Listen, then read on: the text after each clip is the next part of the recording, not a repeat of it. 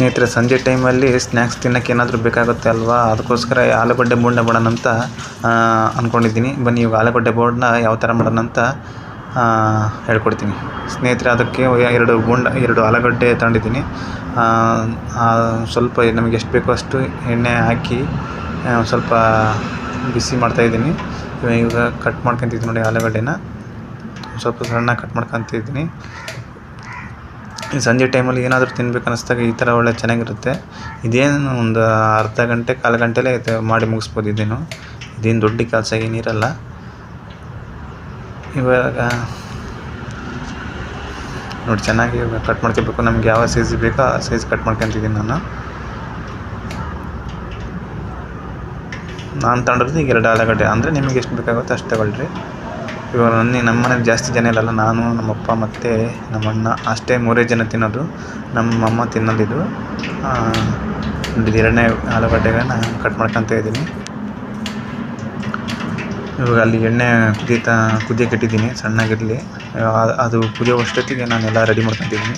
ಇವಾಗ ಆಲೂಗಡ್ಡೆ ಕಟ್ ಮಾಡ್ಕೊಂಡಿದ್ದಾಯ್ತು. ಈಗ ಕಟ್ ಮಾಡ್ಕೊಂಡಾದ್ಮೇಲೆ ಈಗ ಹಿಟ್ಟು ರೆಡಿ ಮಾಡ್ಕೋಬೇಕು. ನೀವು ಕಡಲೆ ಹಿಟ್ಟು ತಗೊಂಡು ರೆಡಿ ಮಾಡ್ಕೋಬೇಕು.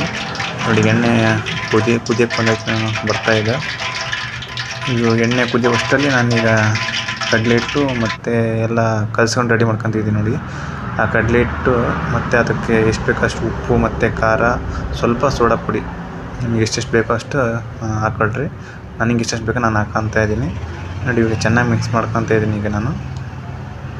ಈಗೇನು ಕಡಲೆ ಹಿಟ್ಟು, ಉಪ್ಪು, ಖಾರ, ಸ್ವಲ್ಪ ಸೋಡಾ ಪುಡಿ ಹಾಕ್ಕೊಂಡು ಈಗ ಚೆನ್ನಾಗಿ ಕಡಲೆ ಹಿಟ್ಟನ್ನ ಮಿಕ್ಸ್ ಮಾಡ್ಕೊತಾ ಇದ್ದೀನಿ. ಅಲ್ಲಿ ಆಲ್ರೆಡಿ ನಾನು ಇದು ಆಲೂಗಡ್ಡೆ ಕಟ್ ಮಾಡ್ಕೊಂಡು ಇಟ್ಕೊಂಡು ಎಣ್ಣೆ ಕಾಯ್ಸೋಕೆ ಇಟ್ಟಿದ್ದೀನಿ.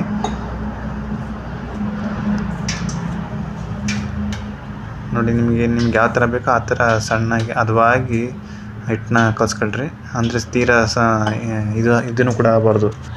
ಯಾವ ಥರ ಅಂದರೆ ನೀರಾಗ ಆಗ್ಬಾರ್ದು, ತೀರಾ ಗಟ್ಟಿಗೆ ಆಗ್ಬಾರ್ದು. ಒಂದು ಮೀಡಿಯಮ್ ಇದ್ದರೆ ಆ ಬೋಂಡೆ ಎದ್ದಕ್ಕೆ ನೀಟಾಗುತ್ತೆ. ನೋಡಿ, ಈ ಥರ ಮಾಡ್ಕೊಂಡಿದ್ದೀನಿ ನಾನು. ಅಲ್ಲಿ ಎಣ್ಣೆ ಆಲ್ರೆಡಿ ಕುದೀತಾ ಇದೆ. ಚೆನ್ನಾಗಿ ಮಳ್ಳಿದೆ. ಇದು ಮಳ್ತಾ ಇದೆ ಎಣ್ಣೆ.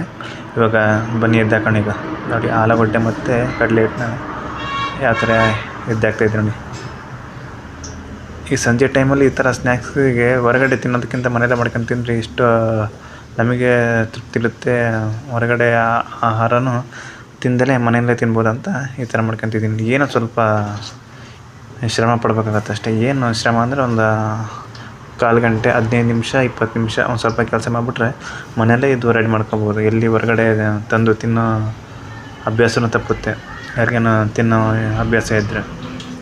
ಇದು ದಿನ ತಿನ್ನೋಕ್ಕಾಗಲ್ಲ, ಯಾವಾಗ ವಾರಕ್ಕೊಮ್ಮೆ, ತಿಂಗಳಿಗೊಮ್ಮೆ ಈ ಥರ ಮಾಡ್ಕೊಂಡ್ರೆ ಮನೆಯಲ್ಲೇ ಮಾಡ್ಕೊಬೋದು. ಈ ಥರ ನೋಡಿ, ಯಾವ ಥರ ಎದ್ದಾಗ್ತಿದ್ದೀನಿ ನೋಡಿ. ನಿಮ್ಮ ಕಡೆ ಯಾವ ಥರ ಎದ್ದಾಗ್ತೀರಂತ ಒಂದು ಸ್ವಲ್ಪ ಕಮೆಂಟಲ್ಲಿ ತಿಳಿಸಿ. ನೋಡಿ, ನಾನು ಮಾಡೋ ಸ್ಟೈಲ್ ಇದೇ ಥರ ನಾನು ಮಾಡೋದು. ಯಾವಾಗ ಮನೇಲಿ ಮಾಡಿದರೆ ಇದೇ ಆಲೂಗಡ್ಡೆಗಳ ಬೋಂಡ ಇದೇ ಥರ ನೋಡಿ ನಾವು ಮಾಡೋದು. ಏನಾದರೂ ನಿಮ್ಮ ಕಡೆ ಯಾವ ಥರ ಮಾಡ್ತಾರಂತ ಕಮೆಂಟಲ್ಲಿ ತಿಳಿಸಿ.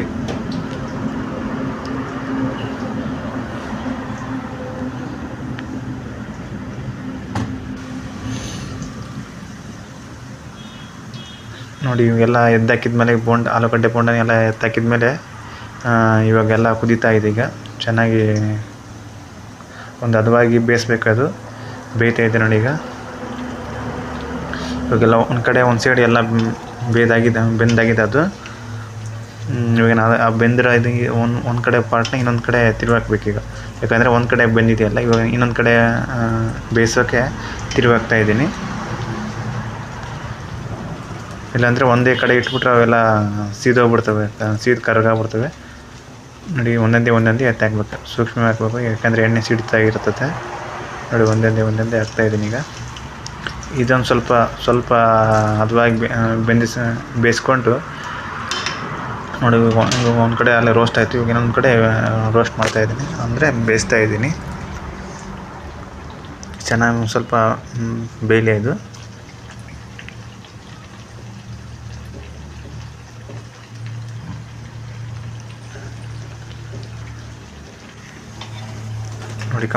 ನೋಡಿ, ಕಂಪ್ಲೀಟಾಗಿ ಇವಾಗ ಬೆಂದಿದೆ ಅದು ಆಲೂಗಡ್ಡೆ ಮತ್ತು ನಾನು ಆಲೂಗಡ್ಡೆ ಬೋಂಡ. ಇವಾಗ ಕಂಪ್ಲೀಟಾಗಿ ಆಲೂಗಡ್ಡೆ ಬೋಂಡ ರೆಡಿ ಆಯ್ತು ನೋಡಿ. ಈಗ ಎಣ್ಣೆಯಿಂದ ತೆಗಿತಾ ಇದ್ದೀನಿ. ರೆಡಿ ಆಯಿತು ಸ್ನೇಹಿತರೆ, ಇದೆ ಆಲೂಗಡ್ಡೆ ಬೋಂಡ. ಇದ್ರ ಜೊತೆಗೆ ಸ್ವಲ್ಪ ಮಂಡಕ್ಕಿ ಮತ್ತು ಬೋಂಡ ಹಾಕ್ಕೊಂಡು ತಿಂದ್ಬಿಟ್ರೆ ಒಳ್ಳೆ ಸಂಜೆ ಟೈಮಲ್ಲಿ ಸ್ನ್ಯಾಕ್ಸಿಗೆ ಸೂಪರಾಗಿರ್ತದೆ ಕಾಂಬಿನೇಷನ್ನು. ಇದನ್ನೇ ಅಂಗಡಿಯಲ್ಲಿ ತಂದರೆ ನೂರಾರು ರೂಪಾಯಿ ಖರ್ಚಾಗುತ್ತೆ. ಮತ್ತು ನೋಡಿ ಇವಾಗ ಅದ್ರ ಜೊತೆ ಬೋಂಡದ ಜೊತೆಗೆ ಮಂಡಕ್ಕಿ ಹಾಕ್ಕೊಂಡು ತಿಂದರೆ ಎಷ್ಟು ನೆಮ್ಮದಿನೂ ಇರುತ್ತೆ, ನಮಗೆ ಮಾಡಿದ್ದು ಖುಷಿನೂ ಇರ್ತದೆ. ಮನೆಯಲ್ಲಿ ಮಾಡಿದ್ದು ಆಹಾರ ಕೂಡ ಆಗಿರ್ತದೆ. ಇದೇ ಹೊರಗಡೆ ತಂದಿದ್ರೆ ನೂರಾರು ರೂಪಾಯಿ ಖರ್ಚು ಆಗುತ್ತು. ಮತ್ತು ಅಲ್ಲಿ ಯಾವ ಎಣ್ಣೆ ಬೆರೆಸಿರ್ತಾರೋ ಏನೋ ಗೊತ್ತಿಲ್ಲ. ಇಲ್ಲಿ ಎಲ್ಲ ನಾವು ಮನೆಯಲ್ಲೇ ಸೇಫ್ಟಿ ಮಾಡ್ಕೊಳ್ಬೇಕು.